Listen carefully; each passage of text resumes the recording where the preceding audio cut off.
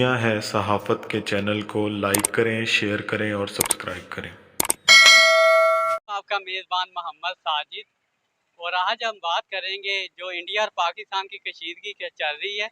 मियाँ चन्नू के शायरी इसके बारे में क्या कहते हैं? रात की तरीके में भूसलेला हमला किया, ये उसकी आदत है।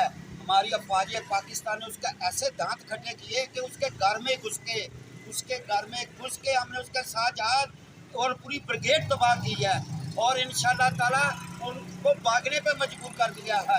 अब उन्हें चीता जलाने के लिए लकड़ियाँ नहीं मिलेगी। अनकरीब इसके नक्शे के ऊपर अभी इसने झंडा लहराया है, अभी इसके नक्शे के ऊपर पूरा सफेद कागज लहराएगा। इसे हमने अपनी माँ की छातियों का दूध पिया है, गाय का पेशाब नहीं पिया है। हम इनको बता देंगे, आगे भी बताया है, अब भी बता देंगे, जला के राख कर देंगे। हमारे एटम बम हमने कोई खिलौना बना के बच्चों के लिए नहीं रखा है, ये सिर्फ और सिर्फ भारत तुम्हारे लिए रखा है।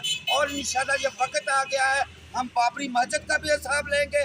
और तुम्हें जैसे पहलगाम इतनी घटिया हरकतें हमारे से नहीं होती ना, जो हम जहाज वाले हैं। और इंशाल्लाह ताला तुम देखोगे, जब तुम धरती पर तुम्हारा निशान तक नहीं होगा इंशाल्लाह ताला। पाकिस्तान अजीम फौज के साथ है, हमारा छोटे से लेके बूढ़े तक, मरीज कैंसर मरीज तक, वो सरहदों पे जाने के लिए तैयार है इंशाल्लाह ताला।